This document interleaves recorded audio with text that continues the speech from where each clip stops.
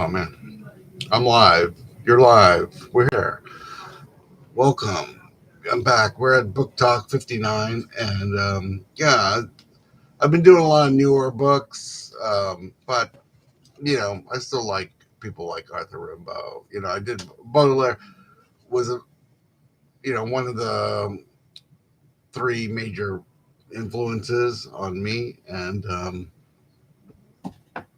in my book, The Analog Body. Here it is. Buy it.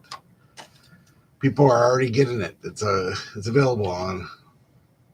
So there's this one. This is the one. This is the Louise Verres, the old uh, Illumination of the poems. But there's a new one on Norton by John Ashbery that's come out. So I don't know. I mean, I don't know how they compare. So, but I was like looking at Illuminations is probably more relevant to my because you know uh, definitely after the deluge and childhood, and I just his titles like probably influenced me maybe more than the poems. But I did write, in my book I have the poem After the Kangaroo, which is like a tribute to Rimbaud, and I don't know if I say that in there, but okay, so. But I guess I mean, Rimbaud was maybe like a beatnik, like kind of like he was like an out of the box kind of guy. He was not. Are the any question? If there's any questions, go ahead. But I'll read. Let me read a little bit of this, and then I'll look at the John Ashbery translation. So we got After the Deluge. As soon as the idea of the deluge had subsided, a hare stopped in the clover and the swaying flower bells and said a prayer to the rainbow, though the spider through the spider's web. Oh, the precious stones that began to hide, and the flowers that already looked around, and the dirty Main Street stalls were set up, and boats were hauled towards the sea, high tiered as in old prints. Blood flowed at Bluebeard's uh, through slaughterhouses and circuses where the windows were blanched by God's seal. Blood and milk flowed. Beavers built uh, marzigrams smoked in the little bars. I wonder what that is. In the big glass house, still dripping children in mourning looked at the marvelous pictures. A door banged, and in this village square, the little boy waved his arms, understood by weather vanes and cocks on steeples everywhere. In the bursting shower, Madame dot dot dot installed a piano in the Alps. Mass and First Communions were celebrated at the 100,000 altars at the cathedral. Caravans set out, and Hotel Splendide was built in the chains of ice and of the polar night. Even after the moon heard jackals howling across the deserts of thyme, and the ecologues in wooden shoes growling in the orchard, then in the violet and the budding forest. Eucharist told me it was spring.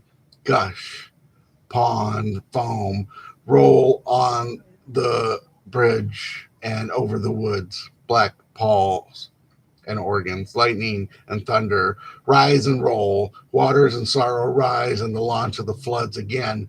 For since they have been dissipated, oh, the precious stones being buried in the open flowers, it's unbearable. And the queen, the witch who lights her fire in the earthen pot, will never tell us what she knows or what we do not know. Okay, yeah, the second poem's called Childhood. So these are like compared to his other books, these are mostly like prose poems, and so let's go to Ashbery.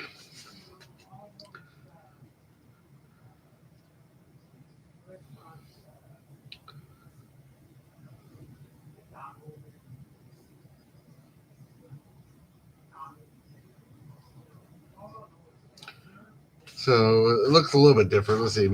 Yeah, Madam XXX. Oh no, yeah, he doesn't do dot dot dot. Okay, so what was that one word?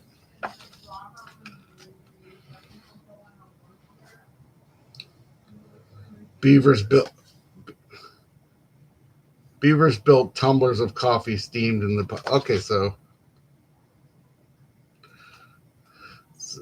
I guess Mazagrans is a type of coffee or something. So like that's the only difference to Ashbury.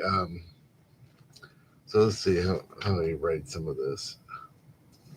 Yeah, caravans left, and the Splendid Hotel was built amid the tangle heap of ice floes in the polar night. It's a little bit different. He kind of updated it a little bit, So, but like I mean, like Rimbaud's like one of the guys that kind of freed things up, from the typical poetic subjects, because like Baudelaire wrote about cities and cats and smells and the urban environment. Rimbaud really, I mean, just sort of kind of opened it up a little bit, from I guess like French poetry in the 19th century seems very, very classical and stuff. So, I recommend both translations. I mean, I've been reading these ones forever, and Rimbaud. Let's see, I forgot to read. So he was born in '54 and he died in 1991. He lived only like I think 35 years, 37, and he retired from poetry when he was 20. So he wrote all this as a teenager. So that's what he sort of liked for that reason. He